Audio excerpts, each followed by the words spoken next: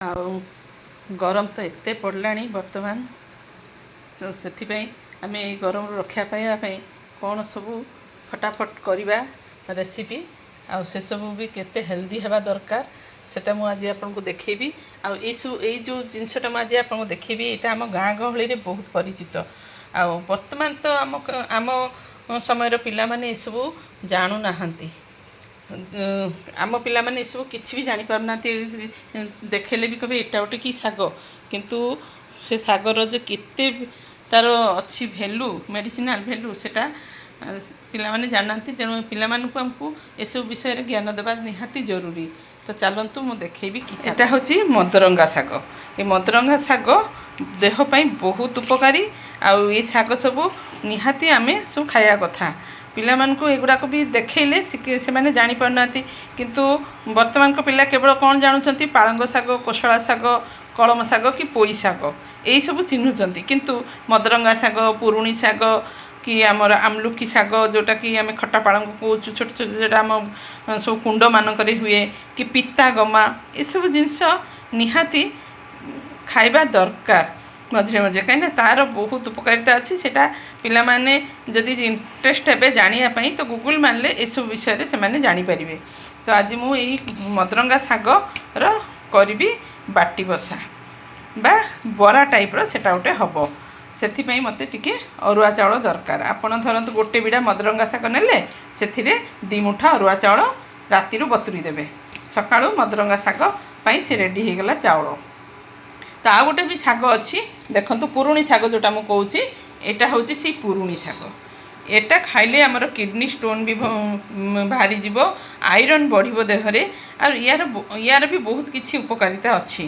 ତେଣୁ ପୁରୁଣି ଶାଗଟା ନିହାତି ଖାଇବା କଥା ମଝିରେ ମଝିରେ। ଆପଣ କେବଳ ପୁରୁଣି ଶାଗ ଆଳୁ ବାଇଗଣ ତରକାରୀ କରିପାରିବେ, ବା ପୁରୁଣି ଶାଗ, ମଦରଙ୍ଗା ଶାଗ, ତା ସହିତ ଆମେ କୋଶଳା ଶାଗ ଯାହା ଆମ ବାଡ଼ିରେ ହେଉଛି ସେସବୁ ଶାଗକୁ ମିଶାଇକି 5 ପ୍ରକାର ଶାଗ ମିଶାଇକି ବି ଯଦି ଆପଣ ରାନ୍ଧିକି ଖାଆନ୍ତୁ, ଏତେ ଟେଷ୍ଟି ଲାଗିବ, ଦେଖିବେ ପିଲାମାନେ ବି ଆଙ୍ଗୁଳି ଚାଟିକି ଖାଇବେ।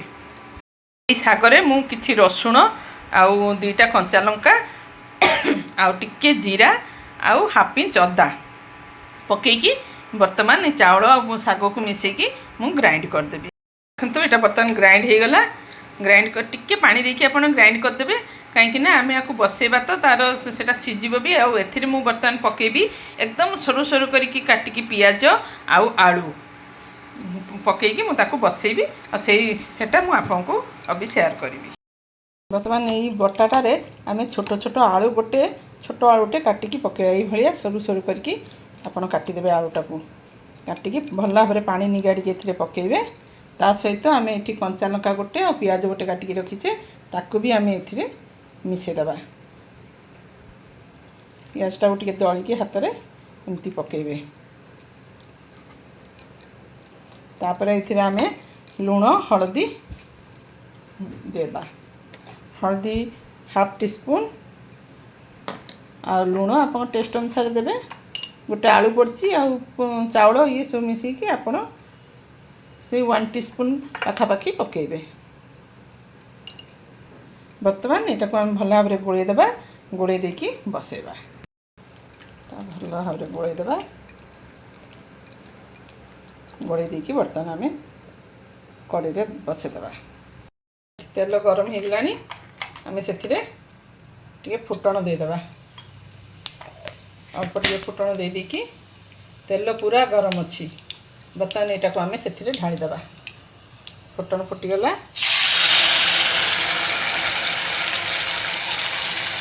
ଭଲ ଭାବରେ ଢାଳିକି ସମାନ କରିଦେବା।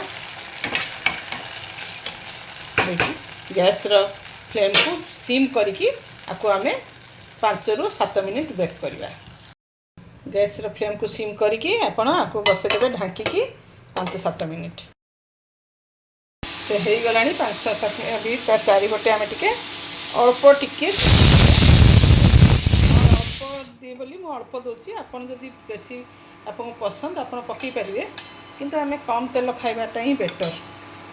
ଯେତେ କମ୍ ଖାଇବା ସେତେ ଆମ ପାଇଁ ଭଲ।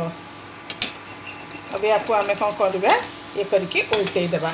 এটা হয়ে গলানি। বর্তমান আকু আমি আর ঢাকিবানি, তাকে ওল্টেই ଦେଇକି ଆଉ 3 ରୁ 4 मिनिट ताको सेमती सेकीदेवा सेकी सारा पर आम गैस चूल्हा बंद करके से कड़ई ही छाड़ा से टेम्परेचर धीरे धीरे ठंडा हम आई आपण ये मदरंगा पत्रर एमती बाटी बसा कर खातु आपको आप पतुआ भी कहींपर आपको आप कदली पत्र गोड़े भी तावा उपर सेकी पारे बहुत ही टेस्टी लगे मदरंगा सागर पतुआ पूरा रेडी बर्तमान आपको आपण काटिकी भी पीस पीस खाईपारे बहुत टेस्टी आ बहुत यमी यमी होटा भी बहुत हेल्दी देखंतु आउ एते टेस्टी ये लागिबो आपण थरे करके खाइले जानि परिबे आपन जदि मदरंगा सागर पतुआ भल लागिला निश्चय आपको लाइक शेयर करेंगे सब्सक्राइब करेंगे एवं आपको निश्चित भाव में थरे करके खातु ताले जानि परिबे आग काल रे लोक माने सब एते मेडिसिन खाउ नथिले एई टाइप रो सब मदरंगा साग पुरुणी साग ए सब खाइकी ही से माने हेल्दी रहउथिले